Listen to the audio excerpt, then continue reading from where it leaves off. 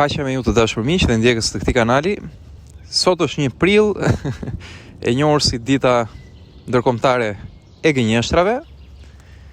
Por ne nuk festojmë 1 prillin, në këtë kanal flitet vetëm e vërteta dhe moto e këtij kanalit është të ta njihni të vërtetën dhe vërteta do t'ju bëjë të lirë.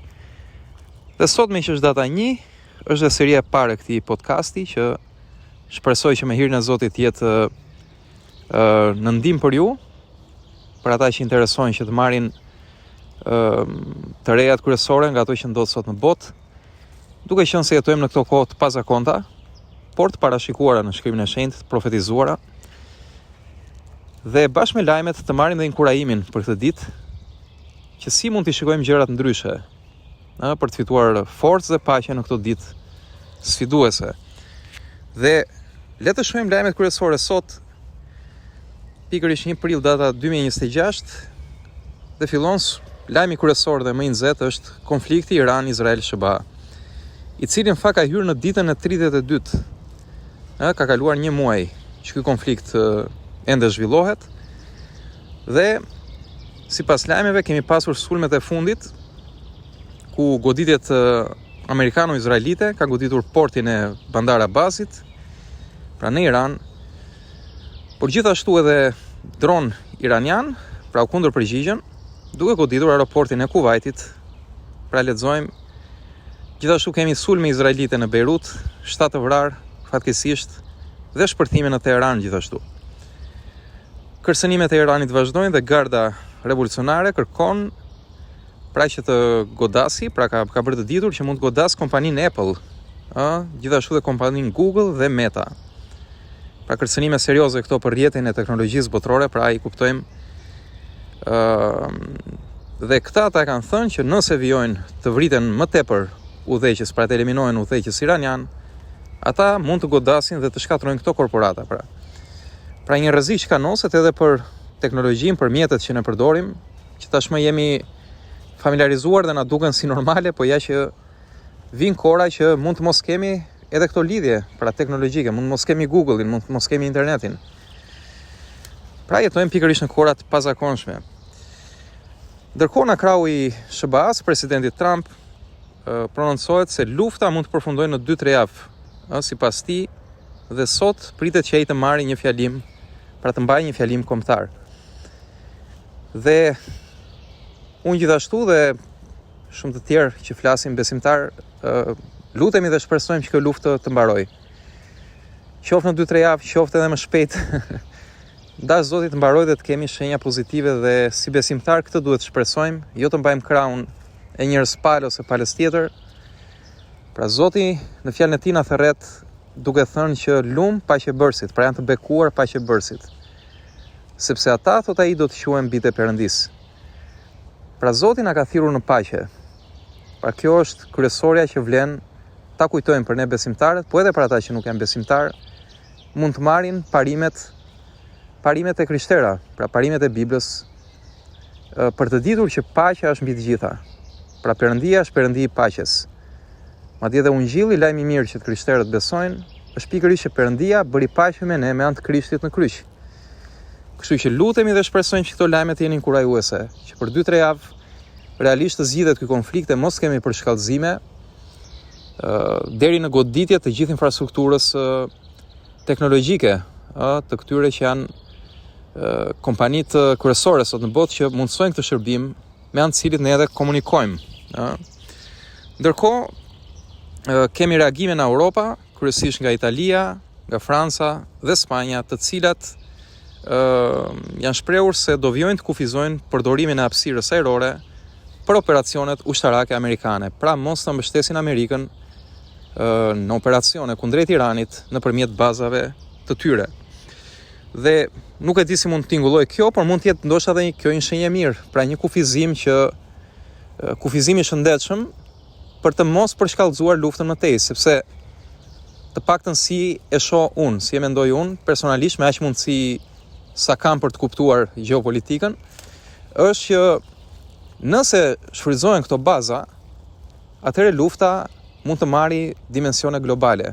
Pra kthehet nga konflikte lokale, për shembull në zonën e Azisë së Vogël, fillon përhapet edhe në Europë, përhapet në pika tjera dhe merr dimensione pra botërore dhe mund të shkojmë shumë më shpejt pra një lufte botërore.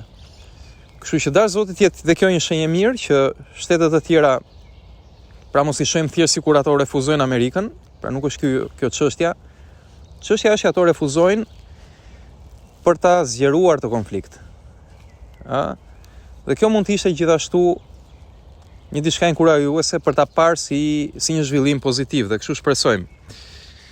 Vijmë në konfliktin Ukrainë-Rusi, ku kemi parë dhe këtu një shenjë, lavdi Zotit, që është dhe simbolike për ne të krishterët, pra një shenjë goxha inkurajuese. Pra është pikërisht ai që është quajtur sot në titull si armpushimi i pashkëve. Pra ka qenë presidenti i Ukrainës, Volodymyr Zelensky, i cili ka propozuar një armpushim për ditën e pashkëve, po pa dhënë detaje. Dhe Rusia nga krahu tjetër, pra organet zyrtare në Rusi kanë kërkuar sqarime, pra nga Zelensky, për këtë propozim. Pra, të dashur mi, duket sikur ka një far dialogu. Pra dikush hedh një propozim, pala tjetër nuk e pret këtë propozim ose nuk tregohet indiferente, por kërkon sqarime që çfarë konkretisht kërkon, në çfarë datash, si e ke menduar. Pra duket sikur edhe pala tjetër është gati për të dëgjuar këtë propozim dhe lutemi që Zoti të bëj hir dhe të kemi edhe këtu, një armpushim që do vazhdoj të zgjerohet dhe të ketë qetësi dhe dash Zoti kjo ditë simbolike që është Pashka për ne të krishterët të jetë një augur i mirë për këto fillime. Dhe Kremlini gjithashtu ka theksuar pra që Ukraina ka nevojë urgjente për armpushim.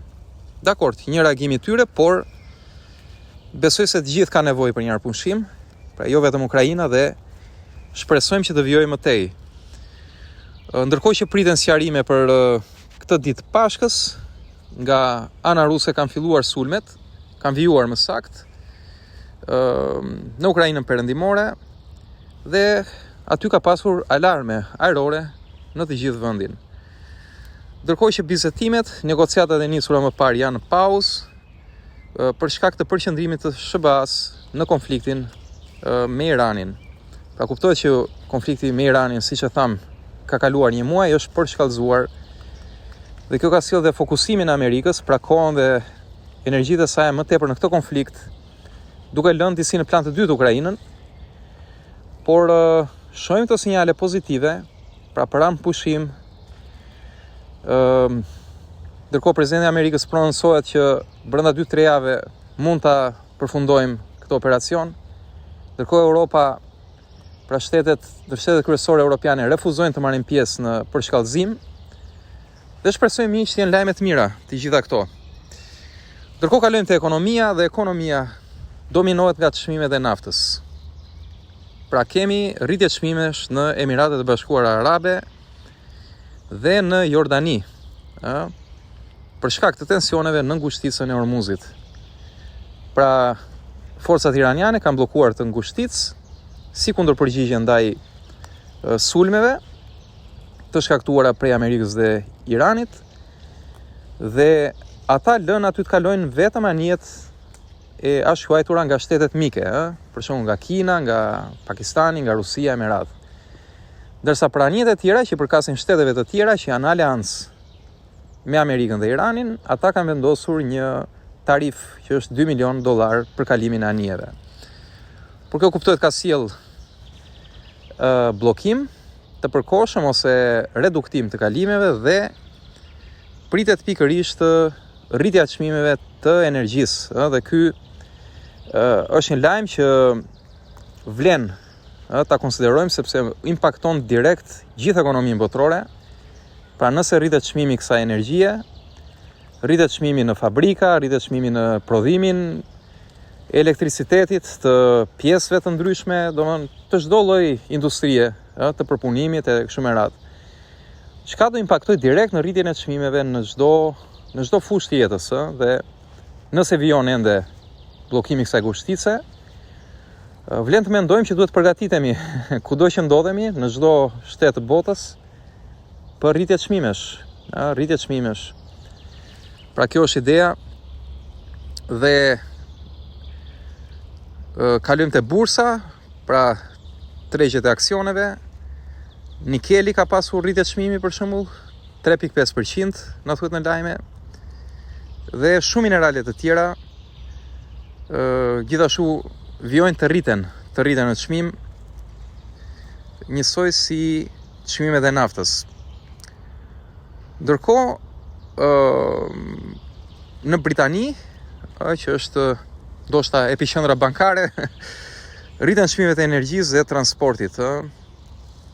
Pra, po ndodh ajo që parashikuam, domethënë, impakti tek çmimet. Pra, këto janë lajmet, pra një përmbledhje që tham, shpresojmë që gjithçka të shkojë për mirë dhe Zoti t'i japi urtësi të gjithë këtyre drejtuesve, të këtyre kombeve. Ne si besimtarë të krishterë besojmë shumë që Perëndia edhe në situatat më të pakuptueshme, edhe kur në pamjen tonë, pra në kuptimin tonë, duket sikur shumë drejtues shtetesh marrin dhe vendime të gabuara ose nxituara me radhë. Në Shkrimin e Shenjtë thuhet që Perëndia vepron, pra ai është kontroll dhe ai qeveris botën nëpërmjet këtyre drejtuesve. Pra gjithçka është në dorën e tij, është kontrollin e tij dhe ne besojmë shumë këtë gjë. Ndaj Shkrimi na thërret që të mos kemi frikë, po të jetojmë me besim. Dhe që ta mbyllim me një mesazh në Shkrimin e Shenjtë që lidhet me ne besimtarët e krishterë, po edhe me ata që miq dhe ndjekës të kësaj faqe që dëshirojnë të inkurajohen ose të kuptojnë se si çfarë të krishterët besojnë dhe mendojnë, pra si ndërtojnë ata jetën e tyre, duke qenë se kemi dhe afrimin e Pashkëve, për cilën vlen ta sqarojmë që nga katolikët dhe ortodoksët festohet në data të tjera dhe nga ne protestantët në data të tjera. Pra katolikët dhe protestantët, kërkojnë ndjesë unë nga trova, e festojnë këtë fundjavë Pashkën. Pra këtë fundjavë është Pashka për katolikët dhe protestantët, ndërsa për të krishterët ortodoks, ku hyn edhe Rusia, Ukraina, që tham më parë të lajmet, e festojnë më datën 12 prill. Dhe përveç se t'i urojmë të gjithë vëllezërve dhe motrave në Krishtin një Pashkë të bekuar, me lajme sa më të mira, dëshiroj të ndaj me ju edhe një shkrim që mund të na ndihmojë dhe patjetër na ndihmon, se fjala e Perëndisë është e gjallë dhe vepruese. Nga letra e Hebrejve 12:2, pra kapitulli 12 vargu 2, na shkruhet që duke i drejtuar syt tek Jezusi, kreu dhe plotësonjësi i besimit, i cili për gëzimin që ishte përpara tij duroi kryqin, duke përçmuar fyrjen dhe ul në të djathtën e fronit Perëndis. Amen. Pra të dashur miq, vëllezër dhe motra, në këto kohë të pasigurta, ku shohim kaq shumë ulengritje dhe ndonjëherë na kap ajo frika, i tensioni dhe themi çfarë do ndodhi nesër, çfarë do ndodhi të ardhmen.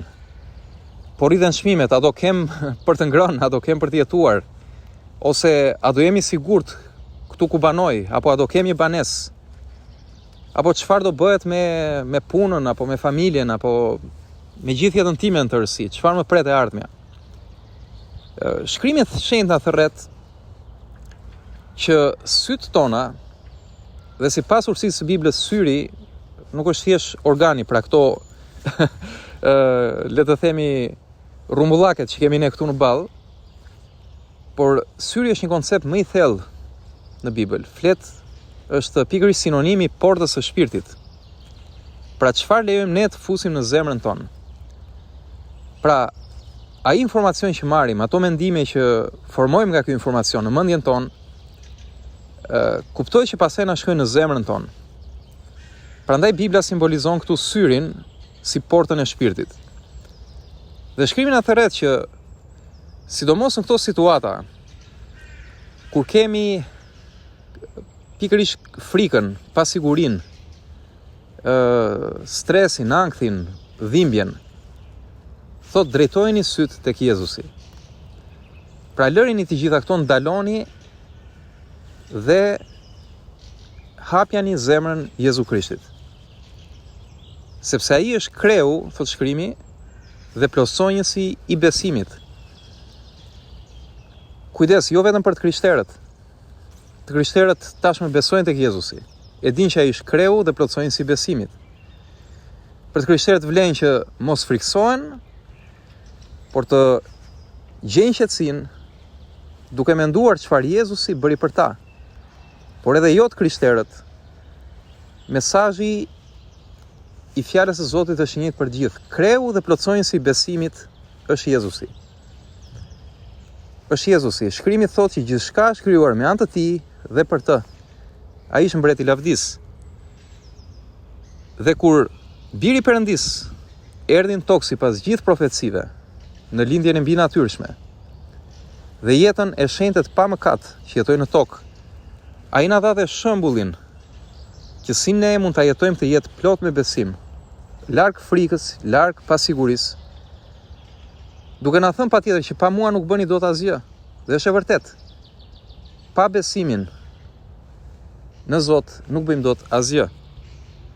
Por këtu na thohet që duke parë shembullin e tij, shohim besimin e vërtet, besimin e gjallë dhe veprues. Dhe na thotë që Jezusi për gëzimin që ishte përpara tij, pra për atë që e priste, pas kryqëzimit, pas poshtërimit, torturave, pra e dim historinë. Ai shkoi në kryq u fliua për mëkatet tona.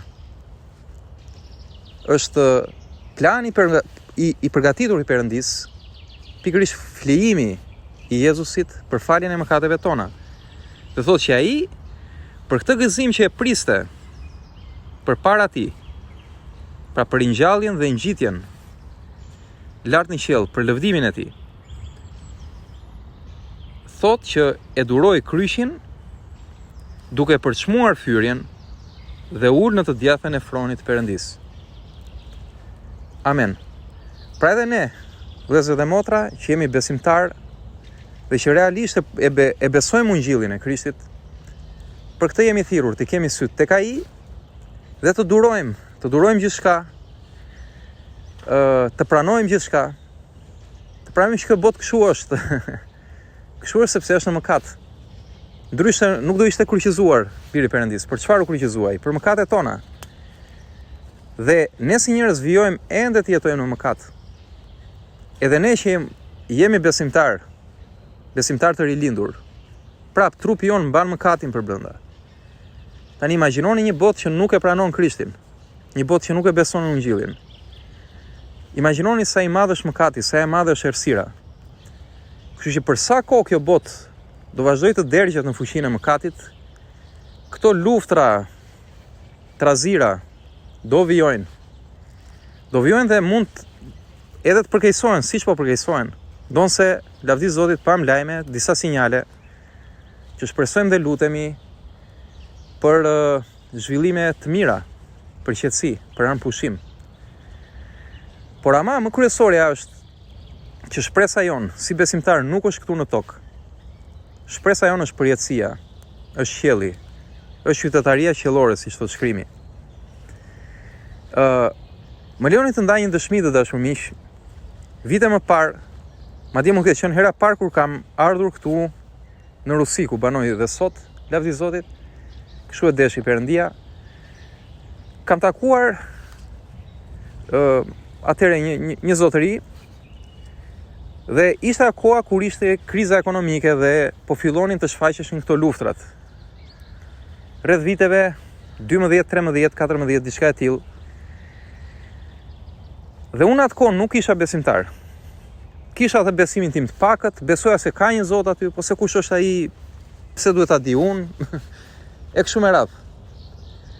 Dhe fillova me njohurinë time, me ato filozofitë e mia, fillova ti hapja zemrën këtij zotërisë, dhe po i thoja, kemi ndërtuar gjithçka gabim, ne njerëzit bëjmë kaq shumë gabime, kaq shumë të këqija, gjithçka është e kot, duhet ta rindërtojmë historinë e para. Pra fillova me ato të mijat, i nxitur nga filozofitë ndryshme që lexoja në ato kohë. Dhe ky zotëri më tha, "Dakord, të lutem dalu pak", më tha. Edhe më tha, "Eno, unë jam i krishter", tha. "E kuptoj shqetësimin tënd, por mua këto gjëra që ndodhin këtu, tha, nuk më trembin. Dhe unë aty u çudita dhe pash veten që isha i mbushur plot me frikë, ndërkohë që ai ishte i buzëqeshur dhe shumë i qetë. Dhe i thash, po si, nuk e frikti me gjithë to që ndodhin, ti ke dhe familje, fëmija ndej këndej. Po dakord, kam, tha, por shpresa ime është në qiell. Unë nuk e shoj jetën që mbaron, që fillon këtu në tokë dhe mbaron këtu në tokë, më tha. Unë e shoj që kjo jetë këtu në tokë na përgatit për jetën qiellore. Dhe kishte të drejtë. Kishte të drejtë dhe Zoti e solli këtë njeri përballë meje që të më tregonte një rrugë tjetër ku mund të gjeja paqe, forcë dhe dashuri në ditëve vështira. Dhe ja ku vazhdoj dhe sot, dhe ky është dhe misioni i këtij kanali, dashur miq. Do ta njihni të vërtetën dhe vërteta do t'ju bëjë të lirë. Nëse ndjejmë të frikë, këtë pasiguri, luhatje, lëkundje që kjo botë i ka me shumicë, le mos së rendim drejt gjërave të kota, gjërave pa kuptime, gjëra të boshe. Unë i kam provuar ato prej vitesh. Kam provuar lloj gjërash, dëfrimet, të dehurit, jogën, meditimin, filozofitë, udhëtimet, aventurat. Ato mund të mbanin disa ditë në atë efektin e dopaminës, le themi, që është hormoni i kënaqësisë. Pastaj kalojnë ato 2-3 ditë, ktheshe prapë në atë zbrazëti. Ktheshe prapë në atë shkretëtir. Dhe thoj me vete, po si ka mundësi? Isha kaq i gëzuar, isha gati në ekstaz, tani po vazhdoj, po kthehem prapë si në depresion. Si ka mundësi? Po ja, pra, sepse nuk gjen kuptim të gjërat e kësaj bote.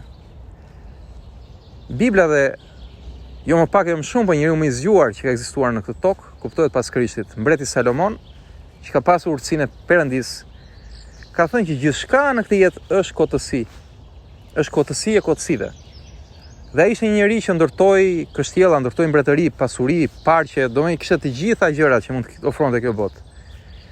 Dhe tha, asgjë nuk ka kuptim, janë thjesht kotësi, por tha, gëzohu me frytin e mundit tënd, me frytin e punës tënde, pra haje bukën tënde në shtëpi me nder, me qetësi, sepse kjo është pjesa që po t'jep Perëndia ty në ditët e kotësisë, që ti punon në ndjell. Por ama në fund thot, plotësia e njeriu thot është të kesh frikë në Zotin, pra të druhesh, e të kuptosh që është një Zot i lartë, që i shet gjitha dhe i ditë gjitha. Dhe të zbatosh fjalën e tij, të zbatosh urdhërimet e tij. Pra ta njohësh fjalën e tij dhe ta vësh në praktik. Sepse ky Zot, ky Perëndi, në fund do të gjykojë të gjitha, thot Salomoni. Jo vetëm ato që ke bërë dhe ato që bën, po edhe mendimet e zemrës tënde. Kështu dashur miq, vëllezër dhe motra, le t'i çojmë syt tek Jezusi. Të pranojmë që ai pagoi për mëkatet tona, ai e mundi këtë botë, dhe edhe ne mund ta musim këtë botë me anë të fuqisë besimit ton tek ai. Ai është paqja jon, me anë të besimit tek ai ne marrim frymën e shenjtë, pra marrim një frymë të re, një jetë të re, një karakter të ri dhe një zemër të re. Kjo është e vërtetë dhe unë e dëshmoj këtë gjë si një besimtar. Vetëm Zoti na mban. Na mban dhe na gëzon e na jep paqe dhe fuqi edhe në kohë vështirësie. Le t'ju bekoj Zoti të gjithëve dhe të kemi lajme sa më të mira, të lutemi të shpresojmë që gjitha këto luftra të përfundojnë, të ketë vëllazëri mes kombeve dhe dashuria dhe e vërteta në Krishtin të përhapet kudo. Zoti t'ju bekoj të gjithëve, mos harroni, do ta njihni të vërtetën dhe vërteta do t'ju bëjë të lirë. Miru dëgjofshim.